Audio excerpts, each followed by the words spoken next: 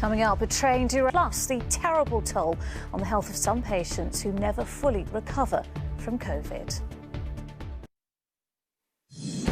Reports of serious injuries after a train derails in Aberdeenshire following a night of flash flooding. The Lunchtime News with Lucrezia Millarini. Good afternoon. We come on air with a developing story this lunchtime and the derailment of a train in Stonehaven in Aberdeenshire. The train involved was the 6:38 Aberdeen to Glasgow service.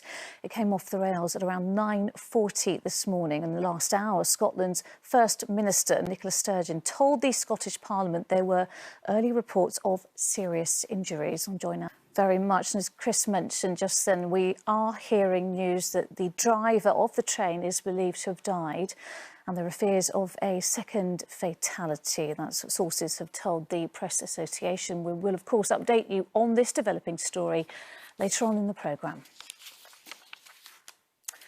For now, on to the day's other main story and turning to the economy. Hard times are here. The message from the Chancellor, Rishi Sunak, this lunchtime, as the UK officially plunges into recession.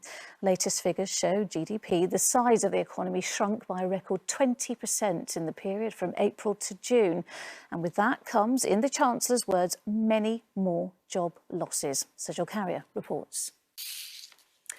Tomorrow, A-level pupils in England will receive their results, but not before a dramatic intervention from the government. Last night, students are being promised their final results will be no lower than their mock exams, which the Department for Education is calling a triple lock. And I'm joined now by up to 500,000 people in the UK are currently suffering from long-term effects of COVID-19.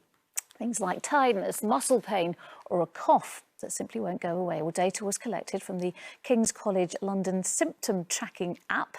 It found that around 10% of people with COVID-19 have effects lasting more than 4 weeks. Well, Professor Tricia Green. The end is finally in sight for the soldier who has walked, crawled and hobbled his way along 700 miles in his bare feet from Land's End to his eventual destination, Edinburgh. The barefoot soldier, Chris Brannigan, is doing it to fund research which may help his daughter, who has a rare genetic disorder which currently has no cure. Faye Barker reports. Well, that is it this lunchtime. We will, of course, have all the latest developments from Aberdeenshire on the ITV Evening News at 6:30. The news where you are follows the national weather. But for now, from everyone here, bye-bye.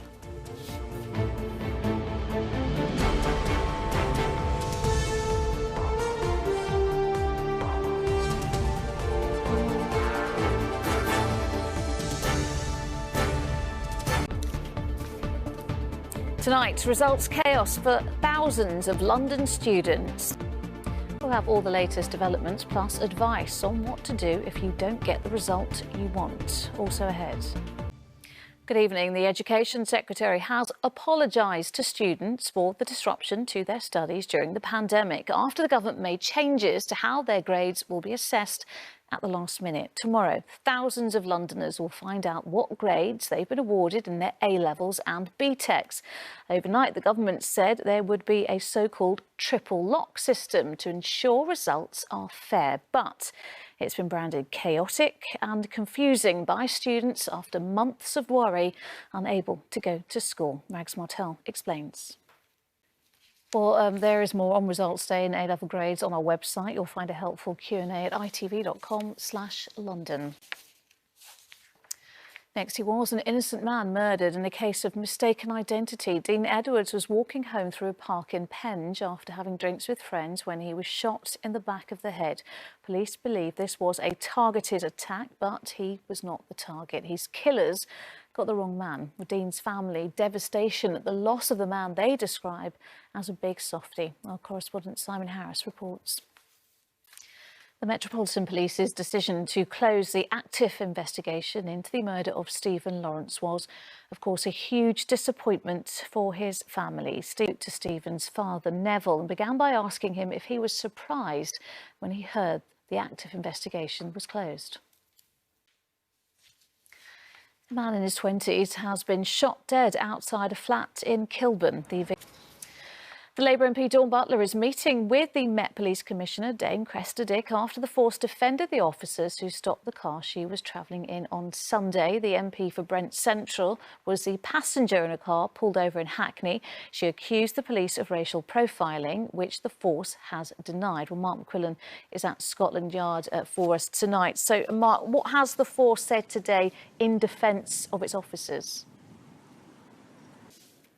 Still to come. Tired of the heat yet? For the first time in 40 years, we've had 6 days over 34 degrees. First, in recent weeks, more and more businesses have been able to reopen as the government relaxes social distancing measures, but the doors are still firmly closed for indoor soft play. They are in the same bracket as nightclubs, a group of businesses the government say would not be safe to reopen. August is usually the busiest month, but this year, with no date for reopening, London's soft plays are spending it worrying about when they may welcome customers again. Martin Stew reports.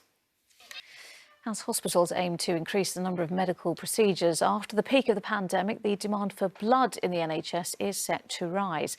Well, the NHS say 40,000 more black donors are needed, particularly young people. In London last year, less than 1 in 10 young donors were black. So an initiative called My First Pint is hoping to encourage more to donate. Nitya Rajan has more. And there is more information about how to give blood on our website, itv.com/London. Sally is here to talk with us. Sally, another hot and humid day. I don't think I slept at all really last night. Well, I don't blame you. And you know, now the end is finally in sight for the soldier who has walked, crawled and hobbled his way along 700 miles in his bare feet from Land's End to his eventual destination, Edinburgh. He's due to arrive there roundabout now. The barefoot soldier, Chris Brannigan from West Byfleet in Surrey, is doing it to fund research which may help his daughter, who has a rare genetic disorder which currently has no cure. Faye Barker has this report. Well, that is it for now. We are back with the latest after ITV News at 10. Next up, the ITV Evening News, but from me and the rest of the London team. Bye-bye.